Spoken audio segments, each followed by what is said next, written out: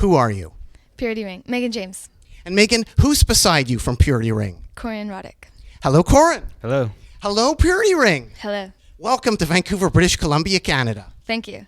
So I was thinking, Purity Ring. They love music and they like dolls. I gotta get them a gift. Here we have right there a Biggie Smalls doll. Amazing. Thank you. That's so good. Because you love the Biggie, don't you? Who doesn't? Could you please explain the doll? How did this compare to your doll?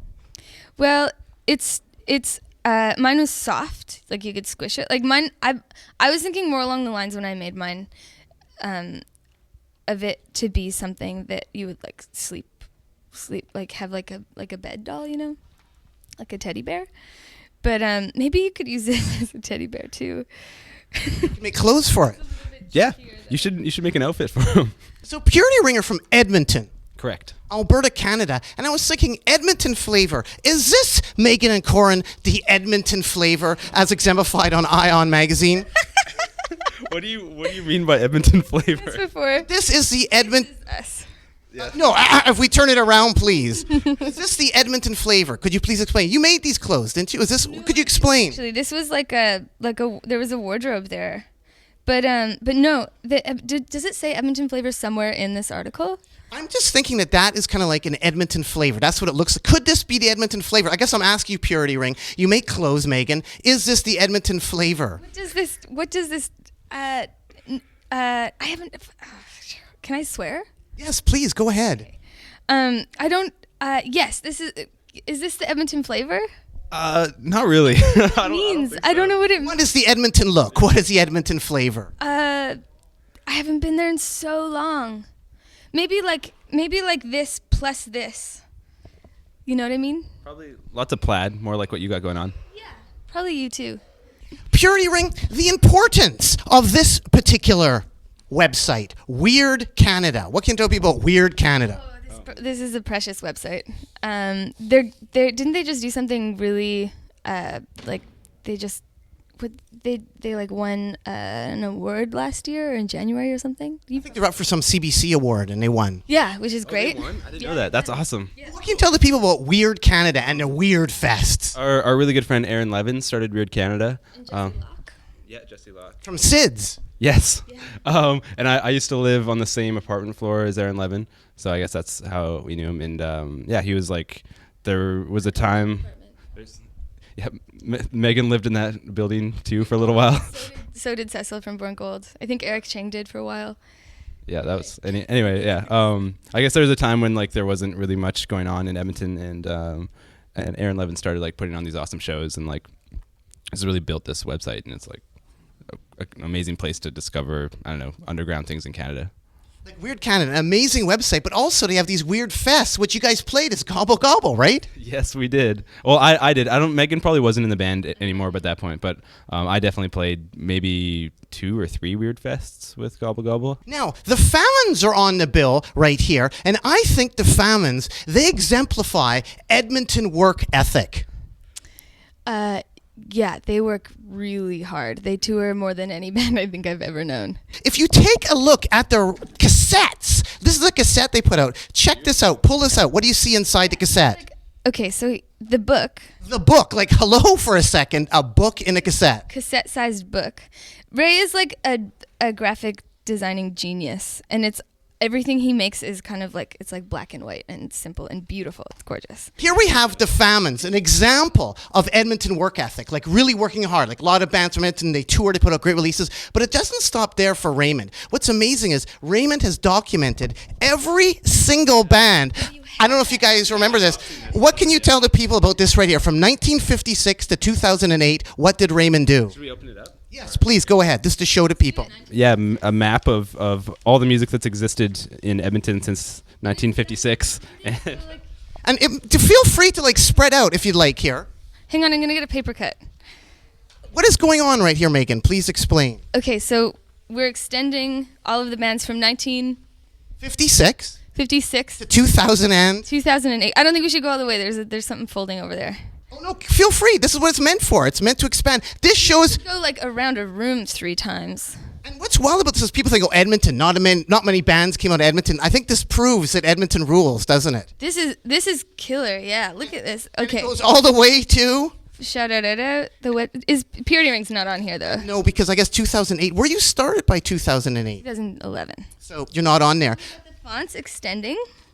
Look at all these bands extending. Okay. And we can bring this back together if you like. So as you put away the amazing chart put together by Raymond of the Famines there, we saw Shout Out there, and they have a residency now at the National Music Centre. Oh, I had no idea, actually. That's awesome. The thing in Calgary, I think it is. Yeah. With all the cool keyboards. Have you visited? Maybe you could tell the people about the cool keyboards there. It's incredible. It's like, I think it's the best collection of keyboards in North America, I believe. And it's like, if you're into that kind of thing and you have like a day off, it's like amazing. Megan, what was it like sleeping with kangaroos? Okay, so I have this thing. There are parts of me that are really impressionable, and like someone. I usually like do my own thing. You can't really tell me what to do, but sometimes someone can say like, Megan, you should do this, and I'll be like, okay, I'll do that. So we were at the zoo, and Corin was like, Megan, you should spoon a kangaroo. And I said, okay, and that was it. That was it. It was like that was. Excuse me, what's the wording for that? Spoon a kangaroo. He said it originally. He's got the quotes going. You were Big Spoon, though, I think, right? I was Big Spoon, yeah. And it just like laid there. It was just like didn't move. Purity Ring, here you are in Vancouver, British Columbia, Canada. You're on tour. Yes, we are. But when you're on tour, sometimes it's hard to keep up with Edmonton, isn't it? Yeah, it always is. But yeah. So I thought, so bring some Edmonton to you right now via Vancouver. We have the Rennie Wilson. Awesome. Yeah, Renee's amazing. Well, can you please pull the little thing out of here, because there's a little photo inside, and please tell the people about Rennie. Who is Rennie Wilson? Edmonton. It's pronounced Renee, actually. He's homegrown Edmonton boy. What he did. Oh, it's Rennie. Okay, maybe it's Rennie now. He used to be Renee. I met him because he was got into like audio engineering, and he started working at a studio actually that I was working at. And Riverdale Recorders, yeah. And then he started this project called Sugar Glider. And here we are in high school. This is my desk. But it doesn't just stop there. Rennie really goes out. Again, another example of Edmonton bands bringing it. Yeah, you can get the idea here. Like he's really quite a performer, and yeah. That is not him. That's definitely him.